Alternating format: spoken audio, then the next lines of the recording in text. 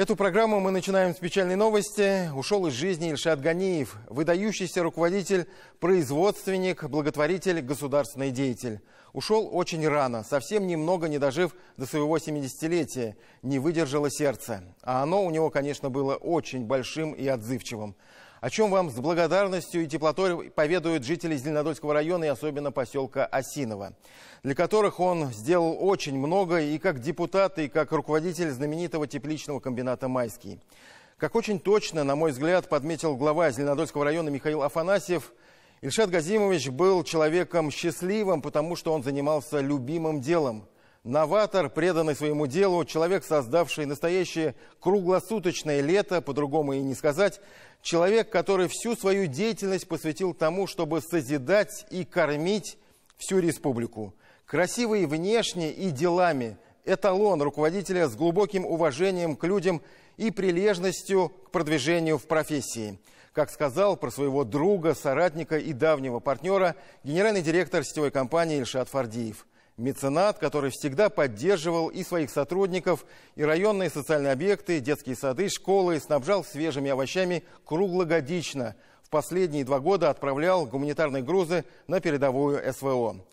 Каким он останется в нашей памяти и почему Ильшата Ганиева называют татарским Демидовым? Татьяна Тимошенко продолжит.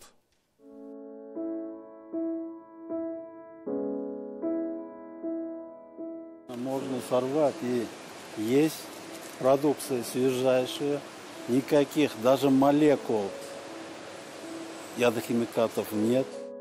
Это был его индивидуальный почерк, знак качества, ежедневный ритуал для директора и гостей вот так прямо с тепличной грядки продегустировать урожай. Ильшат Ганиев возглавлял тепличный комбинат более 3 века. Больше, по сути, он его создал. В свой последний день он также был на работе. Прощание прошло в здании Государственного совета республики. Ильшат Ганиев в течение 5 созывов был депутатом. Люди с трудом сдерживали слезы и несли цветы. По своему уровню постановки дела Майский тепличный комбинат конкурировал выдающимися подобными комбинатами, европейских частей стран. Для этого каким надо быть и как надо знать. Даже человеку, который придет на его место, я думаю, что достойный преемник должен быть. Его дело надо знать, изучать, у него надо учиться.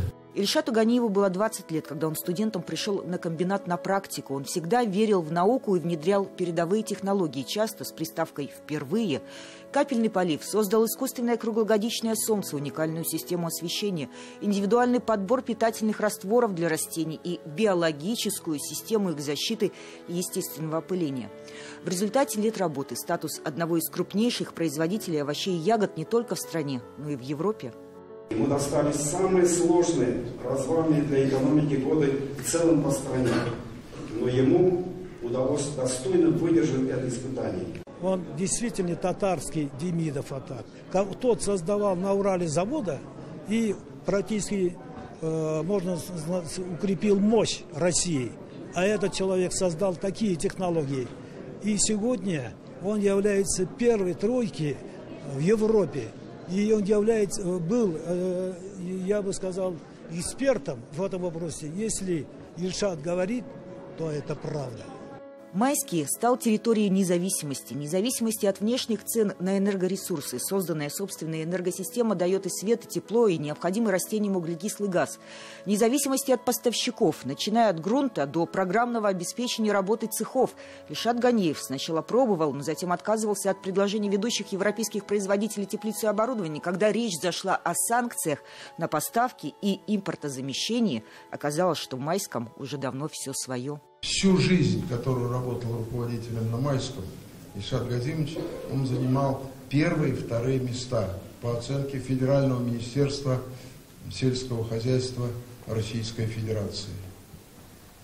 Удивительно, с одной стороны, с другой стороны, абсолютно не удивляемся, зная его работоспособность, отношение к делу и, самое главное, умению работать еще и с людьми. Тепличный комбинат под руководством Ильшата Ганиева вышел на производство 43 тысяч тонн овощей в год. В день 130 тонн. Его продукцию знает каждый татарстанец. И многие за пределами республики. География реализации практически вся Средняя Россия и части Сибири. Правой рукой на протяжении многих лет работы стал его сын. Любящий отец, в первую очередь, понимающий. Это мой самый близкий друг.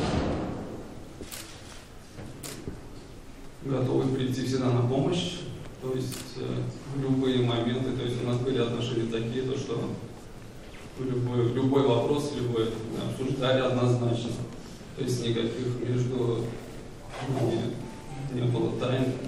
Социальную политику на предприятии выстроили таким образом, что пенсионеры не хотят уходить, работают еще с десяток лет. Свободных вакансий, текучки кадров практически нет. Детей сотрудников отправляют на учебу ведущие вузы страны. От КАИ до Тимирязевки сами готовят кадры. Зарплаты самые высокие в агропроме, в среднем 90 тысяч рублей. Вместе с ним пришлось пережить тяжелые годы перестройки. Были такие моменты, когда люди и зарплату долго не получали и так далее. То есть благодаря Ильшату Газимовичу и большая помощь шла и сотрудникам, не только тепличного комбината «Майский», но и бюджетных организаций, вообще жителям поселка. Заботился о каждом. Вы посмотрите, какое внимание он оказывал ветеранам, какое внимание он оказывал молодым семьям. Но сегодня все позакрывали свои социальные учреждения, а он их открывал, он их содержал, он им помогал. И просто вот человек большой души и открытого сердца. Бывшие сотрудники-пенсионеры бесплатно получают овощи каждую неделю. Новые при трудоустройстве квартиры. 10 лет назад Ильшат Ганиев пошел на смелый шаг, начал строить жилье. С гордостью рассказывал о фонтане в комплексе и 500 высаженных кедров. Осиново и Зеленодольскому району неимоверно повезло, когда 40 лет назад пешком Ильшат Газимович пришел в поселок. И вот с этого, наверное, судьбоносного и для него самого, и для поселка началась другая жизнь. В 2013 году было сдано первое общежитие на 55 квартир. И вот на сегодняшний день уже построено 2 общежития, полностью обустроенные с мебелировкой. И у нас построено 4 дома многоквартирных. То есть 2-, 3-, 4-комнатные квартиры. На данный момент в жилом комплексе «Майский» проживает 700 человек. Был человеком-созидателем, человеком, который очень много делал для поселка Осиново, для Зеленодольского района, для республики. Практически не было ни одной сферы, где бы не принимал участие Ильшат Газимович. При его помощи была спроектирована и построена школа. Сейчас проектируется детская школа искусств. Ильшат Газимович был человеком счастливым. Он занимался своим любимым делом. Много лет «Майский» бесплатно поставляет овощи в школы и детские сады окрестных поселков Осиново, Васильево, Нижние Визовые.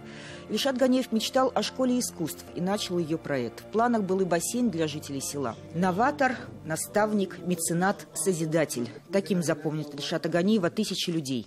Он похоронен на кладбище в поселке Мирный в пятницу, в священный для мусульман день. Память о нем увековечит в имени предприятия, которое он возглавлял. Татьяна Тимошенко, Роман Безменов, 7 дней.